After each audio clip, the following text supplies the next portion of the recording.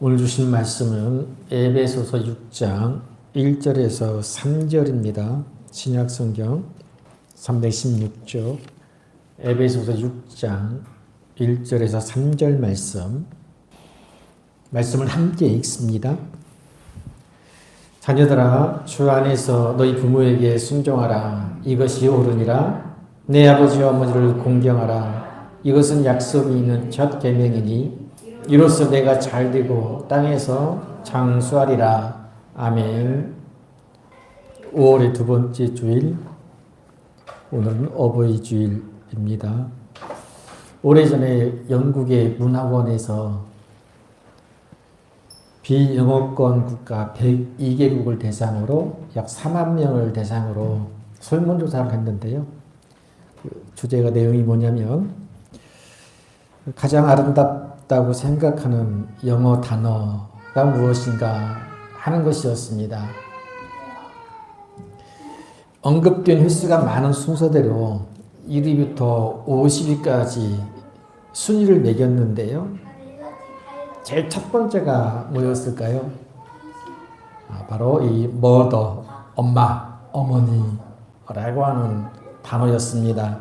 그리고 우리가 쉽게 생각할 수 있듯이 패션, 열정, 스마일, 웃음, 미소, 러브, 사랑, 그리고 쭉 이어서 피스, 평화, 심지어는 바나나도 있고요. 우산, 엄브렐러도 있고 50번째가 캥거루라고 합니다. 캥거루는 동물이잖아요. 그리고 가장 아름다운 영어 단어 첫 번째가 어머니이고 마지막이 캥거루였어요. 제일 첫 번째가 mother, 어머니라고 하는 것도 의미 있지만 근데 father, 아빠, 아버지는 순위에 들지 못했다고 합니다. 그러니까 아빠는 바나나나 우산 혹은 캥거루만도 못한 그런 대접을 받은 존재라고 이렇게 생각해 볼 수도 있겠지요. 우리가 지금 얼마 전 넷플릭스에서는 폭삭 소가수다라고 하는 드라마를 보셨잖아요.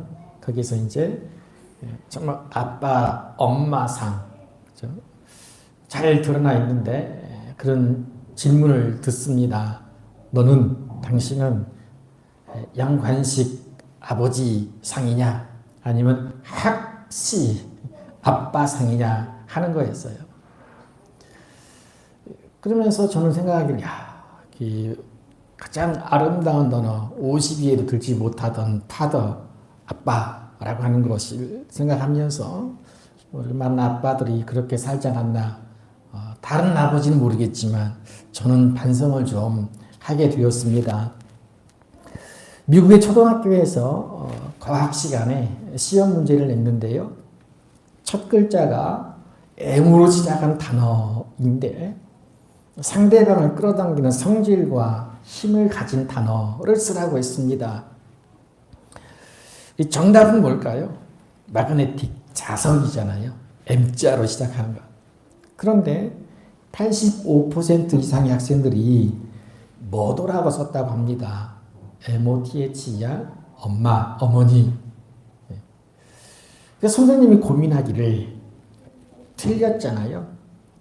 그런데 상대방을 끌어당기는 성질과 힘을 가진 단어를 뭐더라고 기억하는 것이 너무나 당연하다고 생각해서 그것도 정답이라고 이렇게 처리를 했다고 합니다.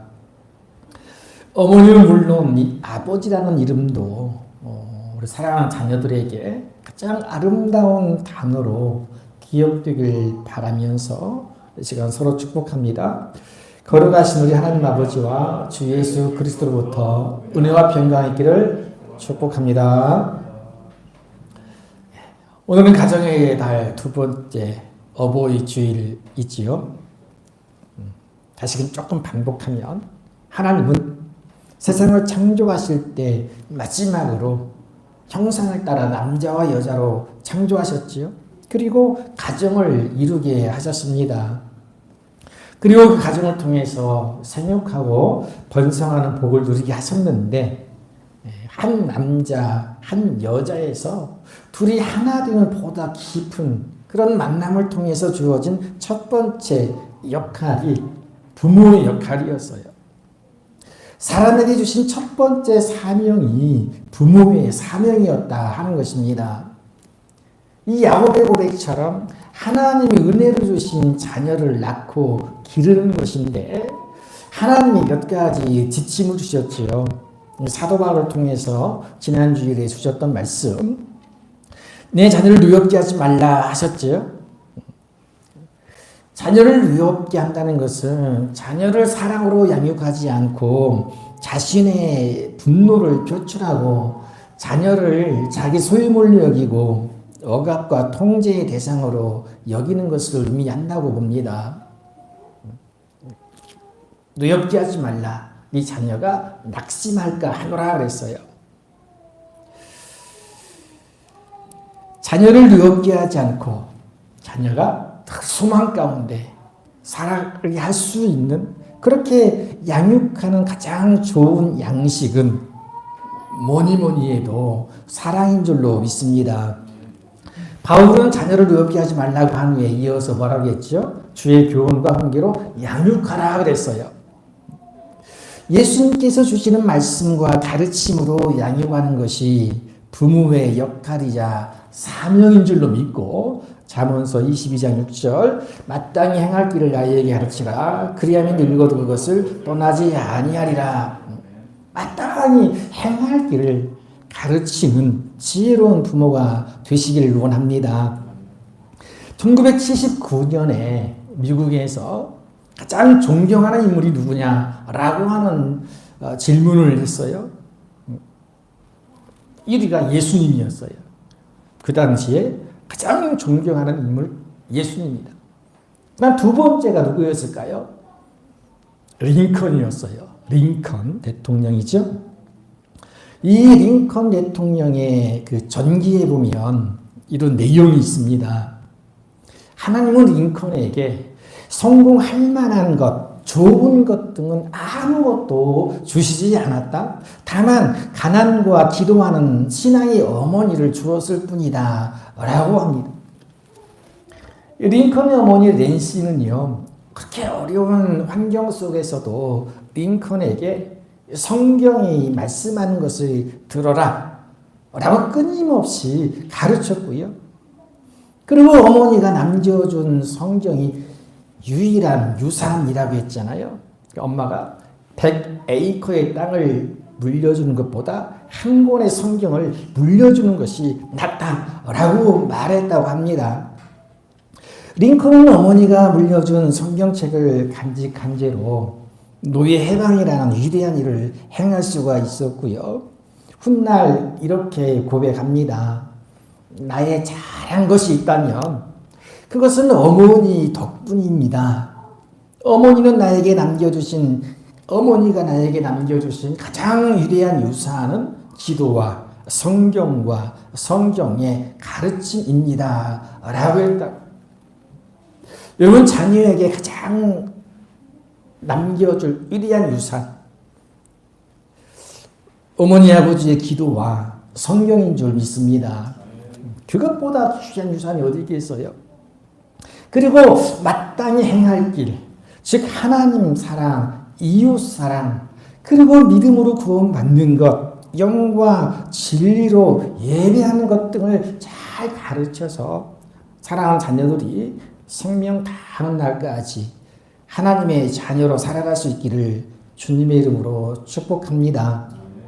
이제 오늘은 어버이 주일이니 지난주와는 반대로 자녀들에게 주시는 말씀을 보려고 합니다. 여러분, 자녀가 어떤 부모에게 태어날 것인가? 이것은 선택사항이 아니지요. 저나 여러분 다 마찬가지잖아요. 내가 태어날 부모를 선택한 것이 아니잖아요. 어떤 사람은 어느 날 태어나 보니 재벌집 막내 아들이고 어떤 사람은 평범하고 단란한 집의 장손이기도 하지요. 그리고 어떤 사람은 수년간 아이가 없는 부부 사이에 너무너무나도 기다렸던 자녀이기도 합니다. 이 나라와 민족 그리고 혈통과 가문과 지역을 통틀어서 모든 자녀들은요, 세상에 나오게 부모를 통해서 세상에 나오게 되는데 오로지 그 부모에게서 그 자녀가 나오는 것일 뿐 어떤 것도 자신들의 계획이나 선택에 따른 것은 없습니다. 그러니까 하나님께서 주시는 대로이고 사람이 태어나면서 가장 먼저 만나고 가장 먼저 관계를 맺는 존재가 부모예요. 시편 139편 13절 주께서 내 내장을 지으시며 나의 모태에서 나를 만드셨나이다. 아멘. 모태에서 나를 만드신 하나님의 섭리에 의해서 그 부모를 통해 태어나는 것이니 사람이 부모를 만나는 것은 오로지 하나님의 은혜요 섭리인 줄로 믿습니다. 하나님께서 실제로 이 부모의 존재를 얼마나 중요하게 여기신가, 거의 하나님과 동급으로 여겨주시는 존재가 부모라고 하는 사실을 알 수 있는 것이요 십계명이에요. 자, 우리가 잘 아는 십계명은 모세를 통해 주시는 10가지 계명이잖아요.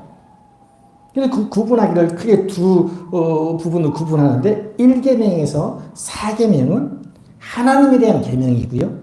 그리고 5계명에서 10계명까지는 사람에 대한 계명이잖아요. 하나님에 대한 계명과 사람에 대한 계명.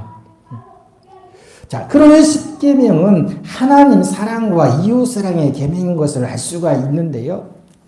한 율법사가 예수님께 나와 묻습니다. 선생님, 율법 중 어느 계명이 큽니까? 자, 예수님은 첫 번째가 마음을 다하고 목숨을 다하고 뜻을 다하여 하나님을 사랑하는 것이다. 그리고 두 번째가 뭐냐? 내 이웃을 제 자신과 같이 사랑하는 것이다 라고 말씀해 주셨죠. 그러니까 예수님은 10계명을 딱 두 가지로 요약하신 거예요. 자, 하나님 사랑의 첫 번째는 뭐냐면 오직 하나님만 섬기라 이죠. 내 앞에 다른 신을 두지 말라. 다시 말하면 하나님만 섬기라는 것이잖아요. 자, 그럼 이웃 사랑의 첫 번째가 무엇인가요? 자, 제 5계명 무엇이죠? 내 부모를 공경하라.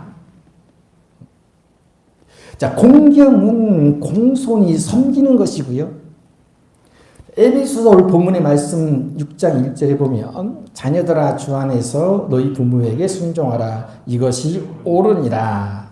이 사도 바울은 10계명을 좀 더 확대하여 쉽게 말씀해 주는데 순종하라고 바꿨죠. 공경하라, 순종하라. 단어는 다르지만 의미상 같은 뜻이라고 볼 수가 있겠지요. 순종은 순순히 복종하다라고 하는 의미잖아요. 자, 그런데 바울은 한 가지 더 하지요. 주 안에서라고 합니다. 주 안에서. 믿음의 사람들. 하나님의 사랑 안에서, 믿음 안에서, 주 안에서, 주님처럼입니다. 자, 주님께서 하나님의 말씀에 아주 철저하게 순종하심으로 하나님과 동등하게 걸어가신 신분을 버리고 아주 낮고 천한 사람의 모습으로 태어나신 것처럼 그런 자세와 마음으로 부모에게 순종하는 것이 곧 주 안에서 주님처럼인 거지. 자, 그렇게 순종하는 것이 옳다라고 하시죠. 옳은 것이다.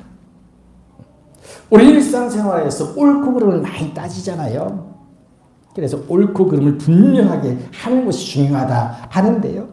특별히 바울이 옳다라고 하는 것은 부모에게 순종하는 것이라고 하는 거예요.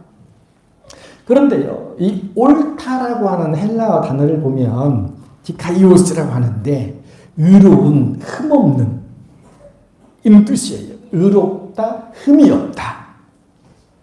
그러면 이 단어의 뜻대로 해석해 보면 부모에게 순종하는 것이 의로운 것이다, 흠이 없는 것이다 라고 하는 거잖아요.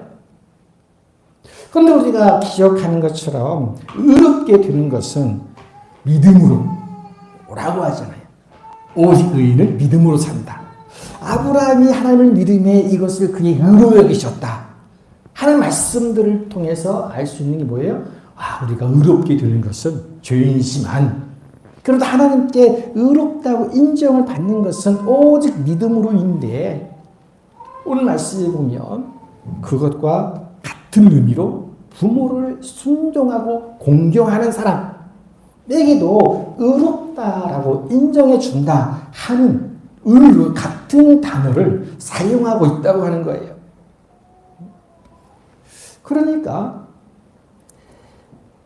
사람이 믿음으로만이 의롭다함을 받는데 유일하게 부모에게 순종하는 것을 통해서도 의롭다 여김을 받는다고 할 만큼 하나님은요, 부모를 귀히 여겨주시고 자녀가 부모를 공경하는 것을 지극히 마땅하고도 복된 것으로 보신다 하는 거예요.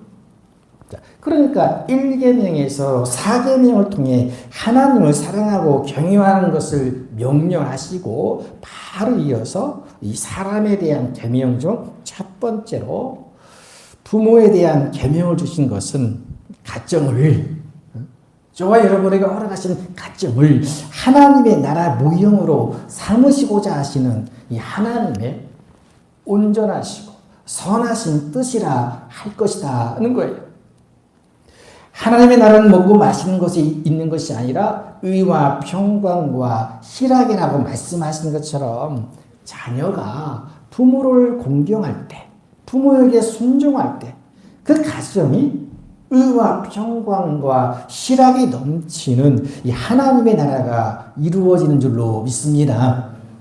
자, 또한 부모 공경이 이웃사랑의 첫 번째가 되는 것은요, 보이지 않는 그 하늘에 계신 우리 아버지가 되시는 하나님을 사랑하고 섬기는 것은 이제 눈에 보이는 육신의 부모를 섬기고 공경하는 것을 통해서 증명하는 것이다 라고 하는 의미예요. 즉 부모를 공경하지 않고서는 하나님을 사랑한다고, 하나님을 믿는다고 할 수 없다 하는 의미이겠지요. 자, 실제로 신약에 보면 그런 사람들이 있어요. 어떤 사람들일까요? 말로만 하나님 사랑합니다, 혹은 하나님 사랑한다 하면서 부모에게 불효하고 부모를 거역하는 사람들이 있다고 하는 건데요. 자, 부모를 공경하라는 계명은 지키지 않으면서도 하나님을 섬긴다고 말하는 유선적인 신앙생활을 하는 사람들인데요. 바리새인들과 서기관들, 외식하는 사람, 예수님 말씀하시잖아요. 예수님께 꾸중을 듣는 사람들이에요. 자, 이런 바리새인과 서기관 같은 사람들은 이렇게 해요. 고르반 하고 외치면 끝이에요. 무슨 말이냐? 자, 부모에게 드려야 할 것을 내가 하나님께 드렸다, 이미 하나님께 드렸다, 이것이 고르반 외치면 부모에게 드리지 않아도 된다, 드릴 필요가 없다, 왜냐하면 하나님께 드렸기 때문에, 이렇게 퉁치는 사람들이에요. 그러니까 지금식으로 말하면 헌금을 했으니 부모에게는 드릴 것이 없다, 그럴 필요가 없다라고 말하는 거예요. 여러분, 이것이 옳습니까? 하나님을 핑계 삼아서 부모를 공경하지 않아도 된다는 그런 이상한 사람의 전통을 만들어서 부모를 공경하라는 계명을 지키지 않는 거예요. 이들의 가식적이고 위선적인 모습에 대해서 예수님이 뭐라 하십니까? 마가복음 7장 9절에 보면 또 이르시되 너희가 너희 전통을 지키려고 하나님의 계명을 잘 저버리는도다. 꾸짖는 내용이죠. 하나님은요, 사람이 하나님만을 섬기고 사랑하는 것이 옳다는 것을 가르쳐 주시기 위해서 눈에 보이는 부모를 공경하고 섬기는 것을 이웃사랑의 첫 번째 계명으로 주신 거지요. 자, 이어서 주시는 율법들을 보면 부모를 공경하지 않는 자식에 대한 아주 엄한 심판을 명령하는 것을 볼 수가 있습니다. 자, 출애굽기 21장 15절 이어서 보면 자기 아버지나 어머니를 치는 자는 반드시 죽일지니라. 17절 자기의 아버지나 어머니를 저주하는 자는 반드시 죽일지니라 그랬어요. 역시나 하나님은 부모를 거역한다든지 부모를 욕되게 한다든지 하는 불효를 하나님을 거역하고요, 하나님을 저주한다거나 욕되게 하는 것처럼 여기신다는 거예요. 그런 큰 죄를 여기시고 엄하게 심판하시는 것을 알 수가 있지요. 그러니까 이 눈에 안 보이는 하나님을 섬기고 사랑하는 기준은 눈에 보이는 부모에 대한 공경과 사랑인 것이고, 이것을 잘 지켜 행할 때 역시 하나님을 사랑하고 섬길 때 주시는 그런 은혜와 복과 같은 것이다 라고 하는 거예요. 출애굽기 20장 12절 보면 내 부모를 공경하라 그리하면 내 하나님 여호와가 내게 준 땅에서 내 생명이 길리라 그랬어요. 이 10계명을 좀 더 해석하는 그 확대해서 해석해 준 모세의 또 말을 들어보면요, 신명기 5장 16절 너는 내 하나님 여호와께서 명령한 대로 내 부모를 공경하라. 그리하면 내 하나님 여호와가 내게 준 땅에서 내 생명이 길고 복을 누리라 그랬어요. 자, 부모에 대한 공경과 하나님을 경유하는 것과 거의 같은 의미로 보는 거지. 자, 부모는 생명이 길다, 복을 누리게 된다 라고 하지요. 어떤 사람에게? 부모를 공경하는 자에게. 자, 생명이 길고 복을 누리는 것은 물론 단순하게 장수한다는 의미일 수도 있지만요, 사는 동안 형통케 되고 기도를 들어주시고 그리고 지속적인 하나님의 은혜 안에 살게 되는 것을 의미하는 거죠. 함께 하시는 하나님의 은혜로 영혼이 잘 되고 범사가 잘 되고 강건하고 평안한 삶을 사는 거예요. 사람이 누릴 수 있는 온갖 은혜와 복을 누구에게 주신다고요? 부모를 공경하는 자녀에게 주시는 줄로 믿습니다. 그러니 우리가 부모이면 그런 자녀들이 될 수 있기를 기도해야 되고요, 우리가 자녀이면 이러한 은혜와 복을 누리기 위해서 부모를 공경해야 함이 마땅한 줄로 믿습니다. 사도 바울은요, 이렇게 주 안에서 부모에게 순종하는 것이 옳다고 하면서 다시금 부모를 공경하는 것이 약속이 있는 첫 계명이다 라고 합니다. 같이 해볼까요? 약속 있는 첫 계명, 약속 있는 첫 계명. 자, 계명을 지킬 때 조심하시는 약속의 말씀이 있다는 거잖아요. 10계명을 보면 사실은 하나님을 사랑하고 하나님의 계명을 지키는 자에게는 천대까지 은혜를 주신다 라고 하는 말씀이 이미 있어요. 6절이죠. 나를 사랑하고 내 계명을 지키는 자에게는 천대까지 은혜를 베푸시니라. 그리고 7절, 8절, 9절, 10절, 12절에 내 부부를 공경하라. 그리하면 내가 잘 되고 장수하리라 그랬어요. 그러니까 이미 이러한 약속의 말씀을 주셨음에도 불구하고 바울이 부모 공경이 약속이 있는 첫 계명이라고 강조하는 것은요, 역시 이웃사랑의 첫 번째가 되는 부모에게 순종하고 부모를 공경하는 것은 마치 하나님을 사랑하고 경유하는 것이나 다름이 없음을 강조한다 하는 거지. 자, 하나님을 사랑하고 계명을 지킬 때 주시는 복은 뭐예요? 천대까지 은혜를 베푸신다 하잖아요. 천대까지 은혜를 베푸신다. 그리고 부모를 공경할 때 주시는 복은 3절에 보니까 이로써 내가 잘 되고 땅에서 장수하리라. 자, 천대까지 은혜를 베푸시는 것과 땅에서 잘 되고 장수하는 복. 물론 표현은 다르지만 의미는 같지요. 천대까지 은혜를 주신다. 길게.